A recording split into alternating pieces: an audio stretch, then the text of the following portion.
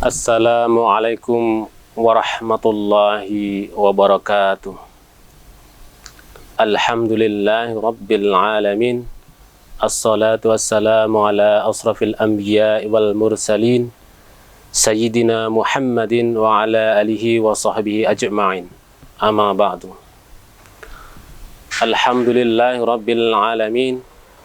Marilah kita panjatkan puji syukur kehadirat Allah Subhanahu wa Ta'ala yang telah memberikan nikmat kepada kita semua. Salawat serta salam semoga tercurah kepada junjungan kita Nabi Agung Muhammad Sallallahu Alaihi Wasallam yang syafaatnya kita nantikan di hari akhir nanti. Sahabat-sahabatku yang berbahagia dan dirahmati Allah, pada kesempatan kali ini perkenankanlah kami ingin menyampaikan tentang apa itu hikmah di balik sepeda. Namun sebelumnya saya akan membacakan surat Al-Alaq ayat 1 sampai 5. A'udzu billahi minasy syaithanir rajim. Bismillahirrahmanirrahim. Iqra' bismi rabbikal ladzi khalaq. Khalaqal insana min 'alaq. Iqra' wa rabbukal akram alladzi 'allama bil qalam 'allamal insana ma lam ya'lam. Shadaqallahul azim. Terjemahan dari Al-Alaq 1 sampai 5 adalah sebagai berikut. Aku berlindung kepada Allah dari godaan syaitan yang terkutuk. Dengan menyebut asma Allah yang Maha Pengasih lagi Maha Penyayang. Bacalah dengan menyebut nama Tuhanmu yang menciptakan. Dia telah menciptakan manusia dari segumpal darah. Bacalah, dan Tuhanmu lah yang paling pemurah, yang mengajar manusia dengan pena. Dia mengajarkan kepada manusia apa yang belum diketahuinya. Nah, dari surat Al-Alaq ini kita dapat memahami bahwa Iqra' membaca itu tidak hanya sekedar membaca tulisan saja. Di sini terdapat 2 ayat yang dapat kita baca. Yang pertama adalah ayat qauliyah. Ayat qauliyah terhimpun dalam suatu mushaf dalam Al-Quran, yakni diawali dengan surat Al-Fatihah dan diakhiri dengan An-Nas. Sedangkan ayat kauniyah yaitu ayat-ayat dalam bentuk segala ciptaan Allah berupa alam semesta dan semua yang ada di dalamnya. Nah, di sini saya akan mencoba menerapkan di dalam benda yang bernama sepeda ini. Walaupun sepeda ini adalah buatan manusia, tetapi pada hakikatnya adalah ciptaan Allah. Karena apa? Kalau kita lihat bahan-bahan yang ada di sepeda ini, ada besi, itu diperoleh dari tambang yang ada di dalam bumi. Dan itu adalah ciptaan Allah. Dan mustahil manusia bisa menciptakannya. Kemudian bannya. Ban sepeda ini terbuat dari karet. Dan itu berasal dari tumbuhan karet yang Allah telah ciptakan. Manusia tinggal menyusunnya menjadi perwujudan sepeda seperti ini. Lebih dari itu bahwa ilmu pengetahuan itu juga berasal dari Allah Subhanahu wa taala, dan manusia sendiri itu adalah ciptaan Allah. Jadi pada hakikatnya sepeda ini adalah semua ciptaan Allah. Nah, sahabat-sahabatku yang berbahagia dan dirahmati Allah, pertama-tama kita akan melihat tujuan kita bersepeda. Nah, ada yang sahabat-sahabat itu bersepeda itu tujuannya ke Kaliurang, ke pantai Parangtritis. Nah, itu adalah tujuan. Nah, kalau kita petik hikmahnya, sebenarnya tujuan hidup kita itu apa? Kita harus membedakan antara tujuan hidup dengan keperluan hidup, ya. Kalau tujuan hidup itu adalah mencari ridha Allah, sedangkan kita itu memiliki sandang, pangan, papan, itu adalah semuanya keperluan hidup, dan itu harus menunjang tujuan hidup kita, yaitu apa? Ridha Allah. Nah, itu pelajaran yang pertama kita dapatkan dari sepeda ini.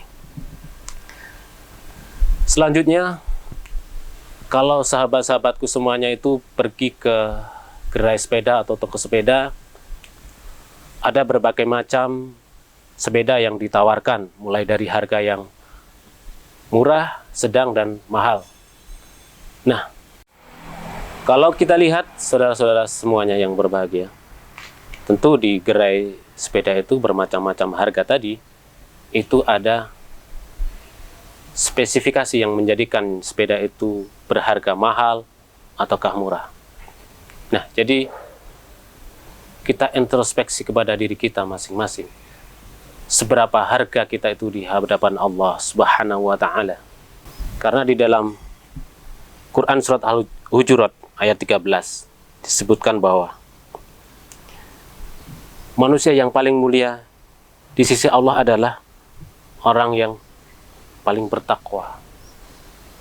Jadi spesifikasi inilah yang membuat kita itu dihargai di depan Allah Subhanahu wa taala, menjadi insan atau orang yang mulia. Kemudian ada kriteria lain yang kita itu menjadi lebih memiliki derajat dibanding dengan yang lain, yaitu di dalam Quran surat Al-Mujadalah ayat 11. Di situ Allah menerangkan bahwa Allah Subhanahu wa taala mengangkat derajat orang-orang yang beriman di antara kamu dan orang-orang yang diberi ilmu beberapa derajat. Banyak kriteria-kriteria yang dapat kita dapatkan di dalam Al-Quran. Kemudian di hadis juga disebutkan bahwa orang yang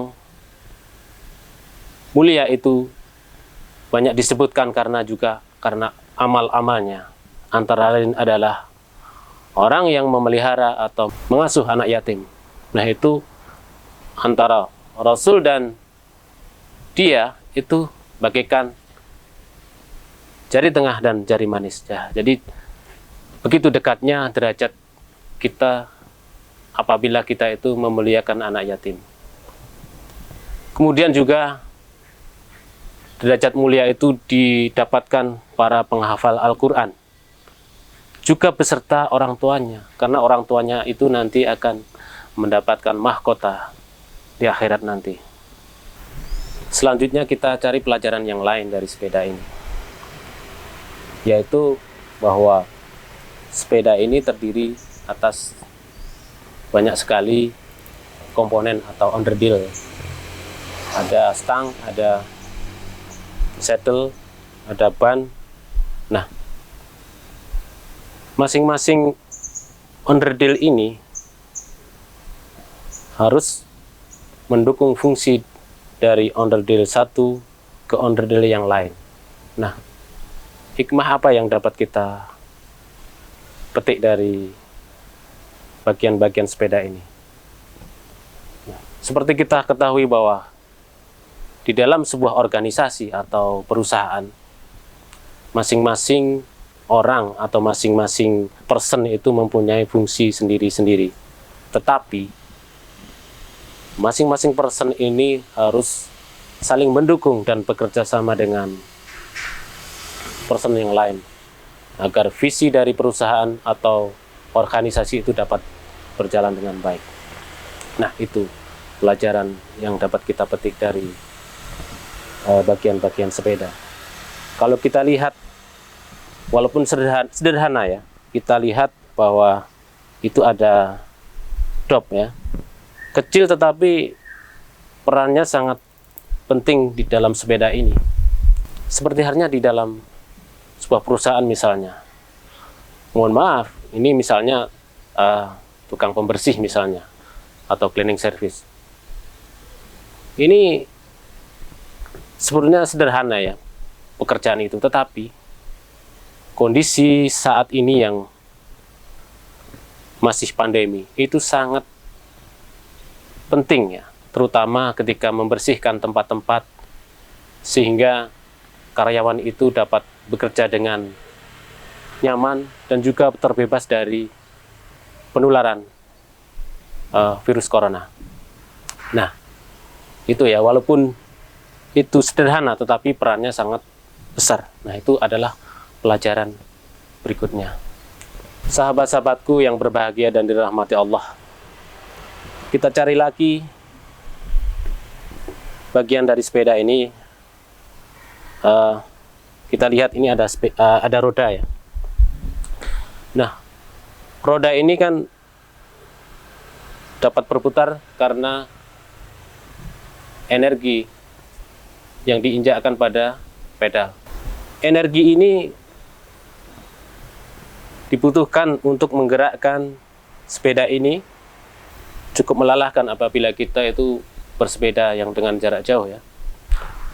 Karena terakhir ini seorang laki-laki dari Manitoba, Kanada itu memecahkan rekor Guinness. Itu dalam waktu 30 hari itu dia sanggup bersepeda dengan jarak 11.315 km. Tentu sangat membanggakan.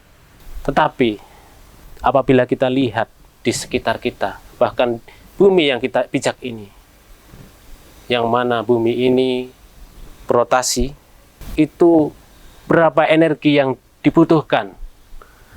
Kalau kita lihat bahwa kecepatan rotasi bumi itu dengan diameter 40.000 km itu dalam waktu 24 jam, itu akan membutuhkan waktu 1070 km per jam. Kecepatan yang sangat luar biasa. Dengan segini besarnya, dengan kecepatan yang segini cepat, maka energi yang dibutuhkan sangatlah besar. Allahu Akbar. Tidak sampai di situ. Bumi ini juga selain berotasi, berevolusi mengelilingi matahari. Nah, itu kecepatan bumi mengelilingi matahari itu adalah kecepatan adalah 108.000 km per jam. Allahu Akbar. Sangat cepat. Itu pun belum cukup, saudara-saudaraku yang berbahagia. Tata surya, tempat bumi itu berputar, berevolusi, itu pun bergerak mengelilingi galaksi. Di dalam galaksi Bima Sakti itu dengan kecepatan yang sangat cepat, yaitu sekitar 782.000 km per jam, hampir 1 juta km per jam. Allahu Akbar. Melihat dari kenyataan yang ada di alam ini berdasarkan ayat-ayat kauniyah yang ada di alam semesta ini, apalah arti manusia itu di hadapan Allah Subhanahu wa Ta'ala? Masihkah kita itu sombong di hadapan Allah, tidak mau sujud, tidak mau bertakbir kepada Allah, tidak mau melaksanakan sholat. Karena Allah lah yang pantas bersombong-sombongan. Manusia tidak berhak untuk sombong di hadapan Allah Subhanahu wa Ta'ala. Manusia itu tiada artinya. Terlebih lagi, saudara,